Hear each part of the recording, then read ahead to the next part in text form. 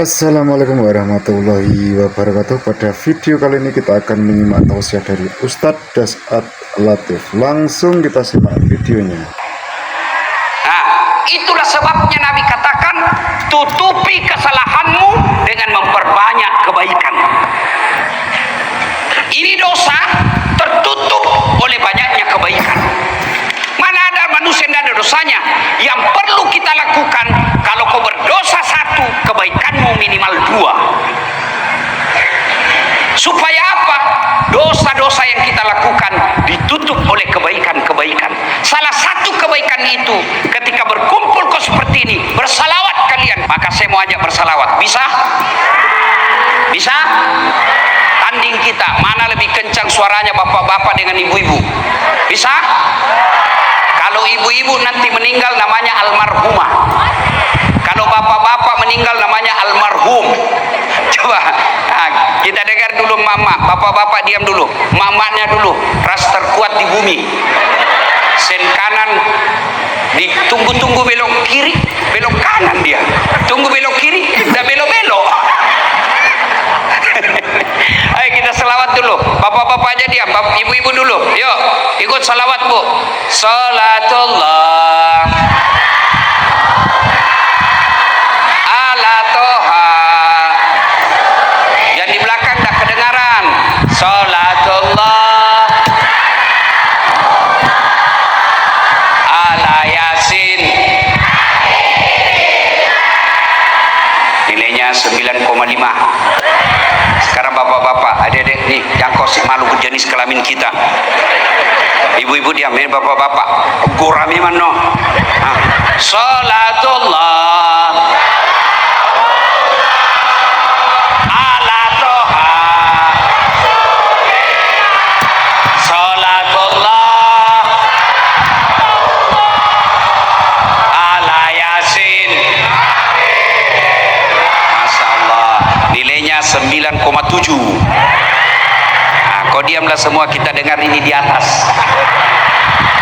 Nah, kita dengar Andi Rudi Latif dan teman-temannya. Ayo Pak Rudi, jangan mempermalukan grup. Ya, ayo. Kan usah pakai mic. Tadi juga tak ada mic. Ya, ayo. Salatullah.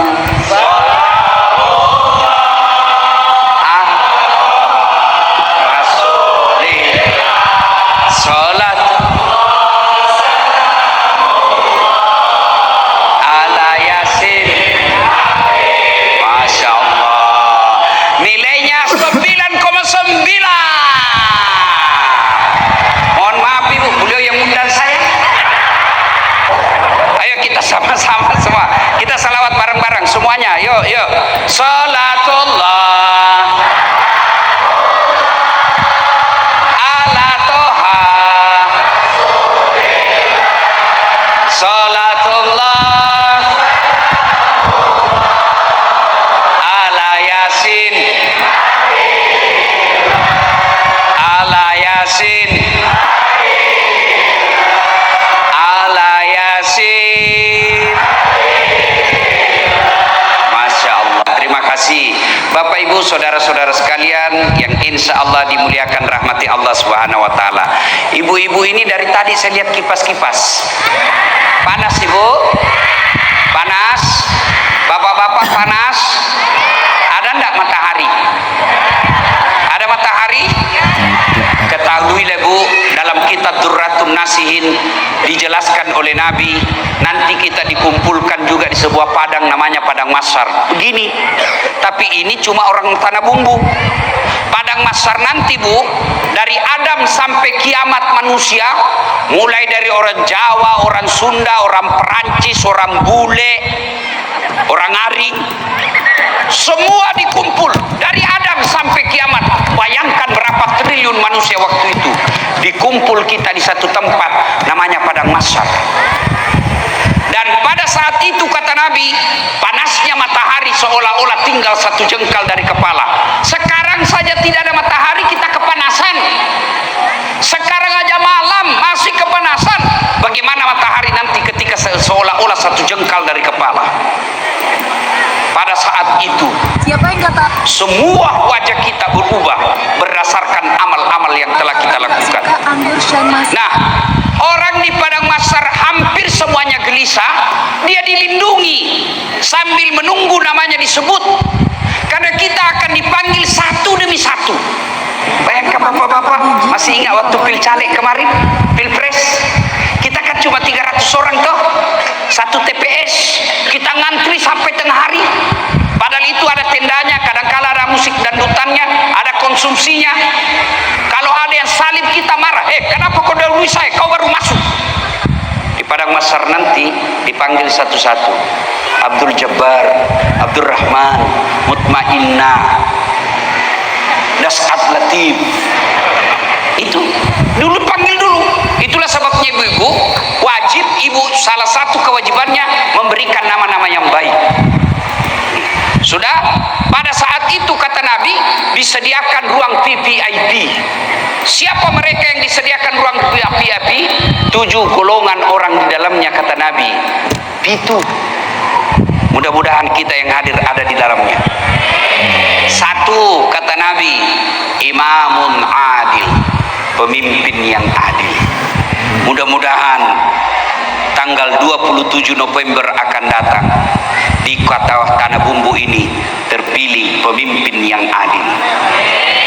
Ya, Bu, sudah pemimpin yang adil. Tidak usah dulu setingkat bupati, sudah saja di rumah saja kita dulu. Adil apa tidak? Pemimpin yang adil itu lebih gampang masuk surga daripada ulama. Saya kasih contoh, yang mewakili Kapolres, anggaplah Kapolres. Kalau nanti malaikat berkata, Kapolres Tanah Bumbu silahkan masuk surga. Sebelumnya ulama dulu dipanggil. Ulama Kabupaten Tanah Bumbu masuk surga.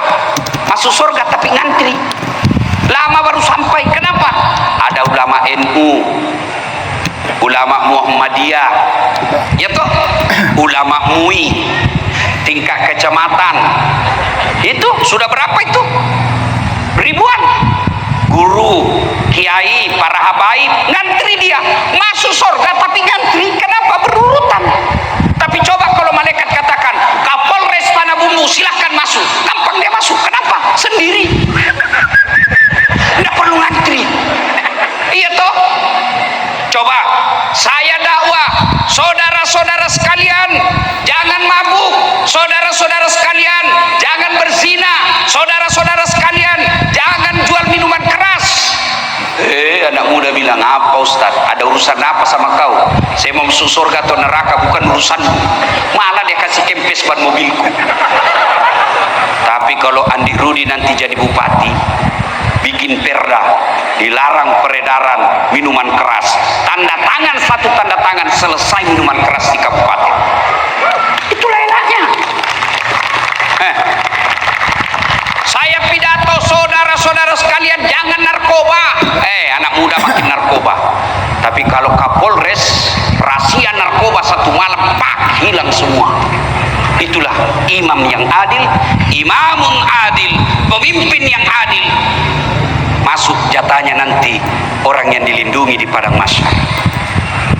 Yang kedua, yang dilindungi di Padang Mahsyar, mereka yang menggantungkan hatinya di masjid. Bila mahasiswaku, mati ki itu Ustaz. Ya mati kok kalau hatimu kau buka kau gantung. Apa maksudnya itu? Orang yang tidak tenang hidupnya, tidak tenang hatinya kalau dia tidak lihat masjid makmur. Siapa yang dimaksudkan makmurkan masjid?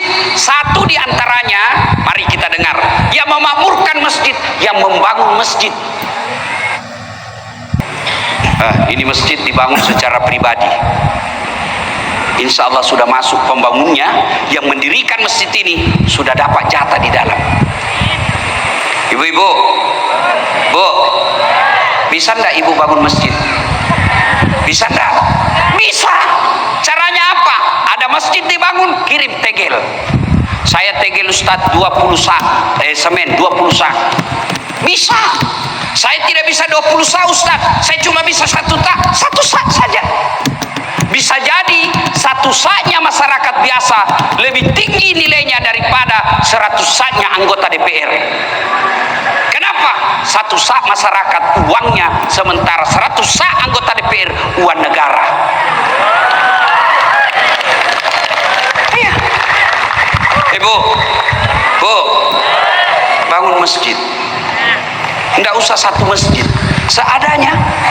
Ustadz, saya cuma bisa 10 dos sak, itulah ibu. Apalagi kalau dia jadi tegel, dipakai orang sholat, selama tegel itu dipakai sholat, selama itu dapat ibu pahala. Ini saya lihat banyak-banyak emasnya semua. Ibu-ibu, kalau ibu meninggal nanti siapa yang pakai itu emasmu? Istri kedua. Bukan anakmu, istri kedua dipakai. Ketika meninggal bu menangis, dicabut itu cincin, tidak mau keluar, dikasih sabun. Sudah itu dicabut, diambil lagi gelangmu bu. Ini dulu waktu kita pergi umroh, aku belikan kau emas Dubai. Dicabut lagi kau punya gelang. Ini dulu waktu ulang tahun pernikahan kita ibu. Terakhir dia cabut gigi palsu. Situ dia bungkuslah itu, dia simpan di laci. Nah, rasanya bu, ini masuk ibu, disimpan di laci. 3 bulan kemudian ketemu jandanya teman SMA. Oh, cinta lama bersemi kembali. Akhirnya itu dia buka laci, dia lupa bininya yang mati. Dia datang ke janda, dek, ini cendera mata, yang punya sudah mati, ambil saja dek. Daripada dipakai bini 2, mending bangun masjid. Ayo bapak-bapak ini yang banyak duitnya, kalau bapak meninggal siapa yang pakai mobilmu? Anakmu, bukan menantu. Sedekahlah, dan demi Allah tidak ada orang bangkrut gara-gara sedekah. Adek-adek, saya tanya kau, senang tetangga yang pelit atau dermawan? Senang teman yang pelit atau dermawan? Senang mertua yang pelit atau dermawan? Senang menantu yang pelit atau dermawan? Tuh ibu, tidak ada orang suka orang pelit. Bahkan orang pelit sekalipun tidak suka sama orang pelit. Dia bilang, jangan kau ke rumahnya, pelit, padahal dia juga pelit. Ayo, yang memakmurkan masjid golongan pertama, mereka yang membangun masjid. Saya betul-betul tidak bisa membangun masjid Ustaz, tidak bisa nyumbang ke masjid. Maka orang yang memakmurkan masjid golongan yang kedua, mereka yang datang berjamaah di masjid. Alhamdulillah, saya beberapa kali datang ke Tanah Bumbu ini, Masya Allah, masjid selalu penuh Pak. Alhamdulillah. Apalagi kalau subuh, penuh. Sampai di luar bu, tidak ada di dalam. Yang di dalam orang tua sudah pensiun, yang sudah muka-muka sakaratil maut, lomba batu lah dia di dalam. Anak muda kan ada di dalam. Kenapa orang malas ke masjid? 1, karena dia tidak lihat pahalanya. Coba kalau di sini Andi Rudi umumkan, siapa yang datang sholat berjamaah subuh, diberikan beras 20 kilo, minyak goreng 5 liter, pembeli pulsa 100.000, 4:30 orang sholat, jam 7 malam sudah penuh di masjid. Kenapa? Karena kau lihat pahalanya. Yang kedua, kenapa orang malas ke masjid? Karena dia tidak tahu pahalanya. Dengar ini ibu bapak, adik-adik sekalian, pahala berjamaah kata Nabi, 1 melangkah kaki kanan, 1 pahala, melangkah kaki kiri gugur dosa kecilmu. Jadi kalau rumahmu dari masjid 300 meter, PP berapa langkah? 600 meter, berapa langkah itu? Kanan 1 pahala, kiri gugur dosa kecil. Berapa pahala itu Pak? Apalagi kalau jalannya begini. Masya Allah. Iya. Yang kedua, orang yang datang ke masjid berjamaah kata Nabi, tegel, aspal, tembok, dinding, pagar, tumbuhan, semua itu nanti jadi saksi. Dia akan berkata, ya Allah, jangan kau masukkan dia neraka, masukkan dia surga, saya jadi saksi. Dia datang jamaah di masjid. Itulah sebabnya dedek, kalau kita berjamaah mau sholat sunnah di masjid, sudah 2 rakaat, mau lagi 2 rakaat pindah lagi, mau lagi tambah 2 rakaat pindah lagi, supaya apa? Tambah banyak saksinya. Itulah juga dianjurkan kalau kau ke masjid, usahakan waktu pergi beda jalanmu, pulang juga beda jalanmu. Waktu datang dari sana, pulang ke sana. Jangan juga salah paham. Mentang-mentang sudah dengar ini mau pergi ke masjid, dia ke simpang 5 dulu. Dia tahu baru datang ke sini, sudah selesai orang sholat baru sampai. Yang ketiga, keutamaan berjamaah. Apalagi kalau ibu bapak ke masjid, tiba-tiba di jalan gerimis, hujan, basah bajumu, baju yang basah itu nanti melindungimu agar kau tidak disentuh api neraka. Nanti melindungimu agar kau tidak disentuh api neraka. Jadi kalau misalnya lagi jalan ke masjid, tiba-tiba gerimis, basah baju, tenang, baju itu yang akan basah, yang agar melindungi supaya tidak kena air api neraka. Jangan juga salah paham. Sudah dengar ini gerimis, dia tunggu hujan keras. Begitu hujan keras baru dia keluar. Itu aslinya bele-bele gitu. Apalagi keutamaan berjamaah di masjid, ada disebut lipat 27 kali. Artinya apa? 1 kali sholat jamaah di masjid, 27 kali di rumah baru sama. Apalagi keutamaan berjamaah di masjid. Di masjid insya Allah lebih khusyuk daripada di rumah. Coba kalau di masjid, Bu, di rumah. Coba bapak-bapak kalau di rumah. Biasa bingung toh? Sudah 2 atau 3? Sudah tahiyat atau belum ini? Sudah tahiyat pertama apa belum ini? Iya toh? Tapi kalau di masjid tidak bingung. Kalau di rumah banyak gangguan. Begitu ibu-ibu angkat takbir, Allahu Akbar, tiba-tiba kucing naik meja. Tidak ditutup. Lucu banget. Ikan. Pasti sudah tidak khusyuk ibu. Kucing dengan ikan. Terpas ibu kreatif. Qul a'udzu birabbin nas, malikin nas, ilahin nas. Kalau di masjid tidak ada godaan seperti itu. Iya. Apalagi keutamaan berjamaah di masjid. Di masjid insya Allah doa kita insya Allah diijabah. Kenapa? Kalau kita tidak tahu berdoa atau banyak dosanya, tapi di dalam masjid yang mimpin imam, ada habaib, ada guru, ada ulama, ada ustadz, diaminkan oleh penghafal Quran, diaminkan oleh anak yatim di belakang. Satu yang berdoa, yang lain mengucapkan amin, semua doa dalam masjid dikabulkan Allah. Itulah sebabnya Pak Imam kalau baca doa, baca yang doa agak dikeras, keras sedikit, dan baca doa yang umumnya orang hafal. Kadangkala kita berdoa panjang dan tidak ditahu apa dia minta Pak Imam. Kita cuma bilang amin, amin, tidak didengar apa dia minta. Amin, amin. Ternyata yang imam anak muda, dia minta jodoh. Di belakang bapak bilang amin, istrinya juga di belakang bilang amin. Berarti ibu setuju suami kawin lagi.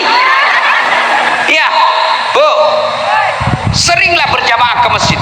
Apalagi keutamaan berjamaah di masjid. Insya Allah kalau di masjid kita bisa bersilaturahmi.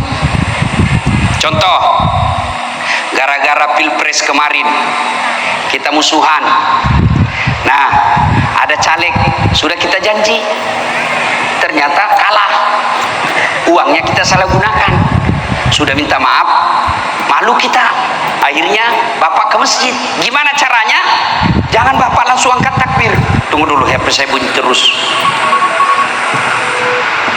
Nah, bapak ibu jangan takbir dulu, karena kalau bapak takbir duluan, dia tinggalkan. Musuh saya ini, dia tinggal. Gimana? Nanti dia sudah takbir, baru bapak maju. Tidak bisa lagi dia tinggalkan karena sudah takbir. Sudah itu, tunggui dia kalau assalamualaikum, assalamualaikum warahmatullah, tunggui dulu. Jangan langsung bapak juga salam. Tunggu dia menghadap ke kiri, baru bilang, bapak, assalamualaikum warahmatullah. Tidak mungkin dia dorong kepala. Iya, silaturahmi. Banyak keutamaan orang yang datang berjamaah. Belum lagi segi kesehatan. Itu menurut kesehatan jantung, dokter menganjurkan minimal 1000 langkah dalam sehari. 1000 langkah dalam sehari. Kalau bapak tetangga dari masjid 200 meter, PP 400 kali 5 kali sudah lebih 1000. Itu keutamaan dunia.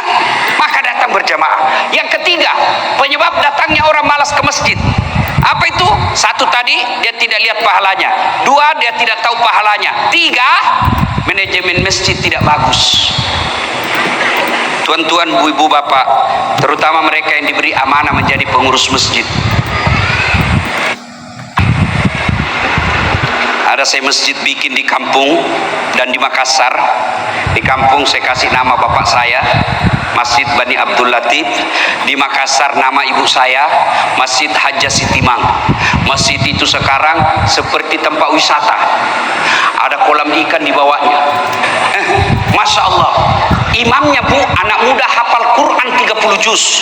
Juara 1 hafal Quran 30 juz di Makassar, di Sulawesi Selatan. Muadzinnya, wah digaji kayak pegawai negeri. 3 imamnya. Penceramanya belum ceramah sudah dikasih honornya supaya tidak ada lari-lari. Masya Allah. Karpetnya empuk. Di depannya ada LCD. Kalau imam zikir, tertulis itu apa yang dibaca imam, sehingga jamaah semua bisa lihat, ikut dengan bacaan Pak Imam. Sound sistemnya bagus, karpetnya bagus, dingin. Jembatannya dari jalan ke masjid kaca. Ramai itu masjid. Hebatnya itu masjid, 80% pengunjungnya rata-rata anak muda. Ramadan kemarin, hari pertama sampai 10 saya pikir, ramai itu hanya di pekarangan sampai malam ke 10. Ternyata 30 malam berturut-turut selalu penuh sampai ke jalan. Karena nyaman. Orang enak ke masjid. Ini bagaimana orang mau ke masjid? Yang asan orang tua sudah pensiun. Rata-rata di tanah bumbu muadzinnya orang tua sudah pensiun. Penyakit asma lagi.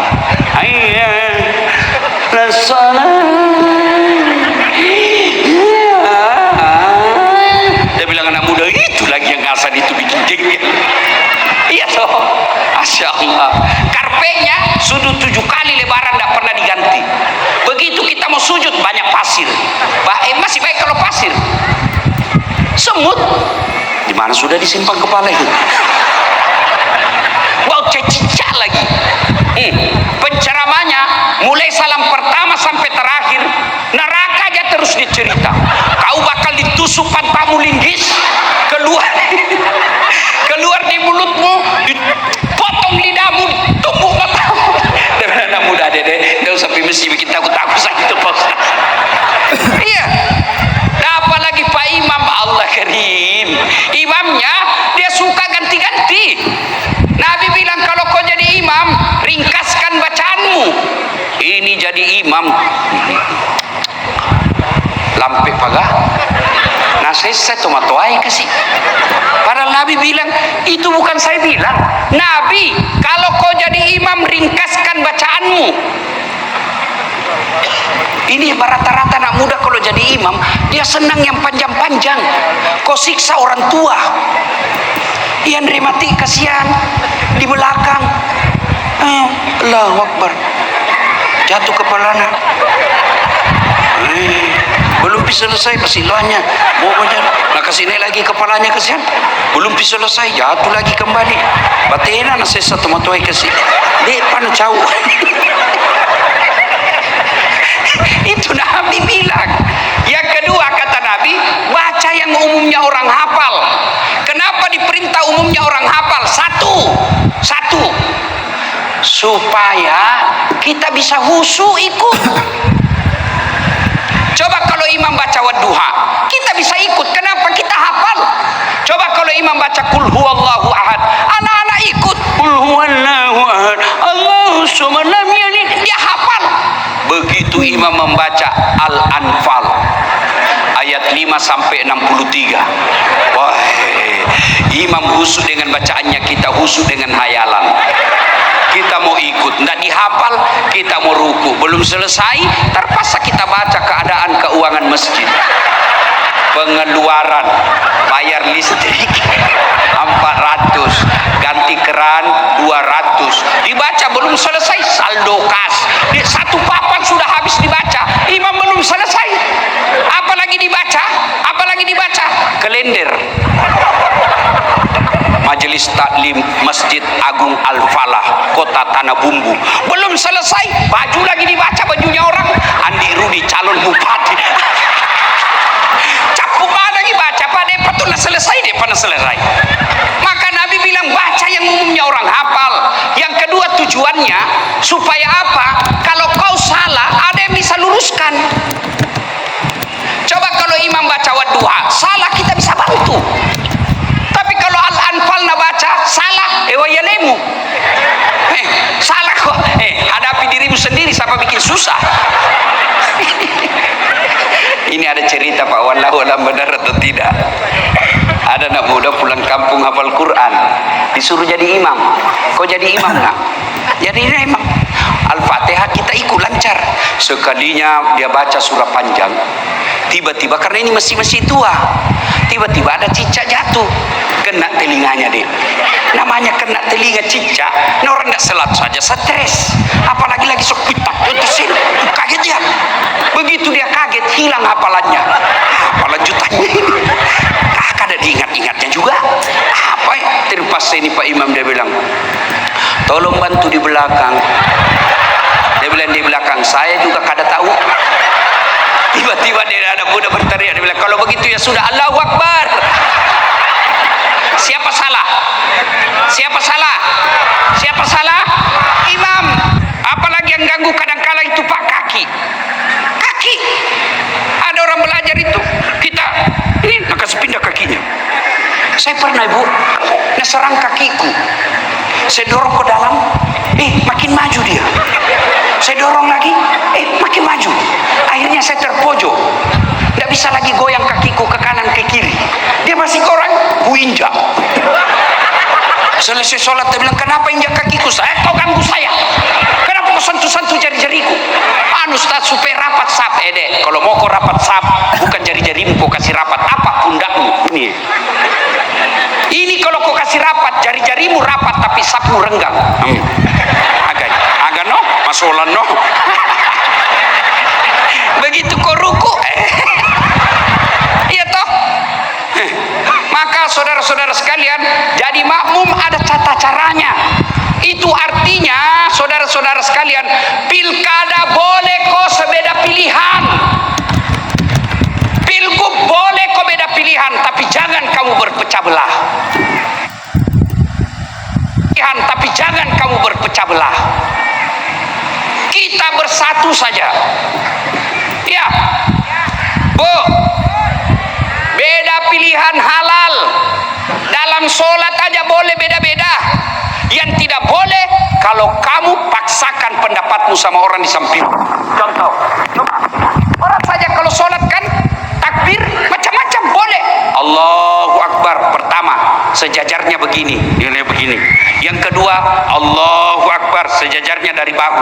Allahu Akbar. Ada juga yang saya lihat terlalu santai. Allahu Akbar.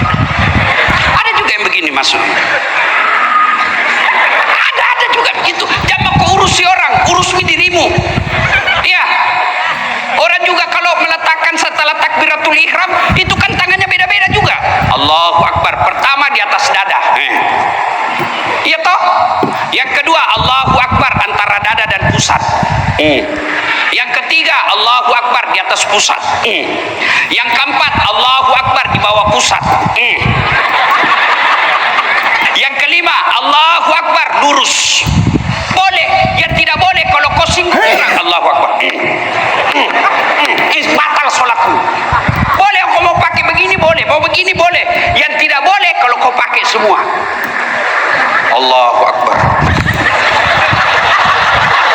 Ini kalau kau coblos semua batal sholat. Ya jelas. Makanya saudara, jangan mesti salah-salah.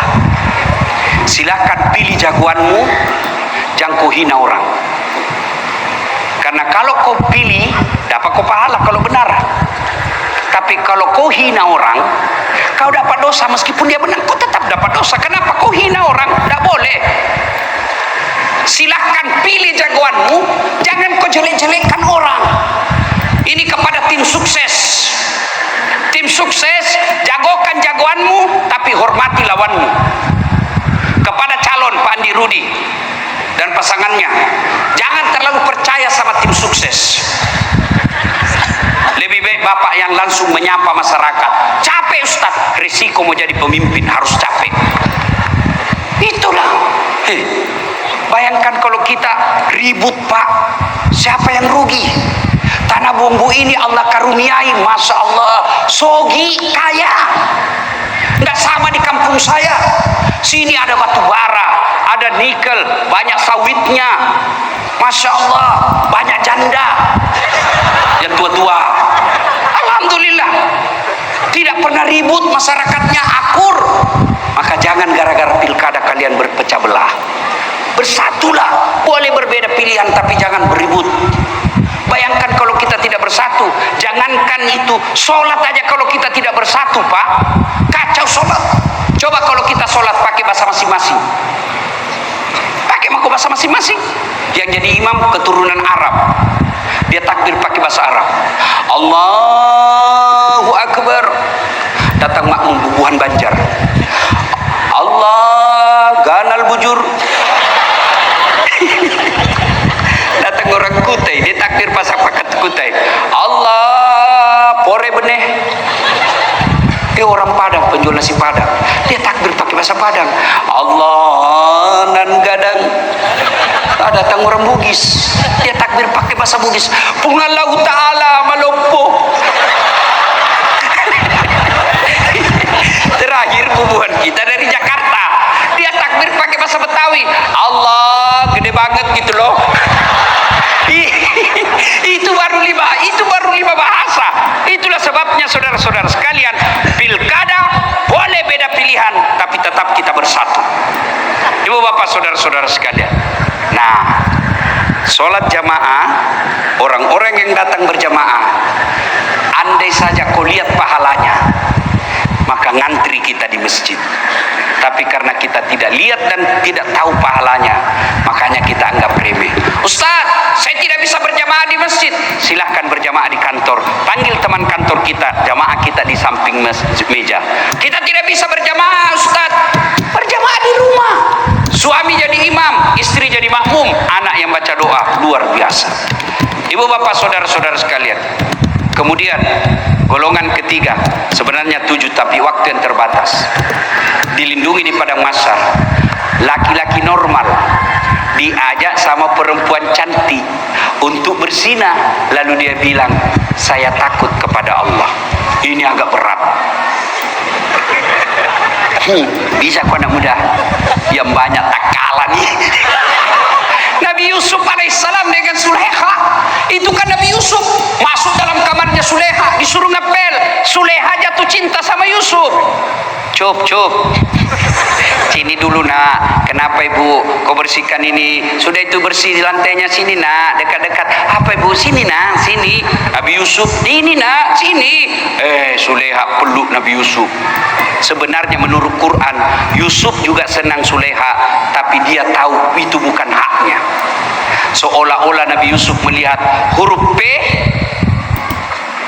P silang merah, dilarang parkir. Yusuf bukan tempat parkirmu itu. Nabi Yusuf begitu dipaksa sama Sulaiha, datang suaminya Sulaiha, lari, datang suaminya, tertangkap basah. Namanya perempuan, dia langsung pura-pura, bang, saya mau diperkosa. Akhirnya diadili Nabi Yusuf. Akhirnya ada orang yang menurut sebagian ulama yang datang menjadi saksi adalah malaikat.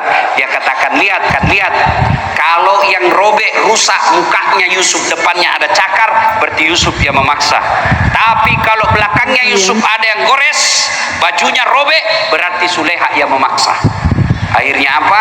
Bukti, oh belakangnya Yusuf yang cedera, berarti Suleha yang salah. Tapi melindungi harga diri putri sang ratu, akhirnya Yusuf tetap di penjara. Tapi Yusuf berkata, ya Allah, saya lebih ridha dalam penjara daripada saya di luar penjara, tapi engkau tidak mencintaiku dan menyayangiku. Ibu bapak saudara-saudara sekalian, masih ada lagi 3 4 kan 7 tuh 7 ibu, ngantuk mak ibu? Belum? Coba kita tes, kalau kita hafal ini ikut ibu, ikut ya. Tak sengaja lewat,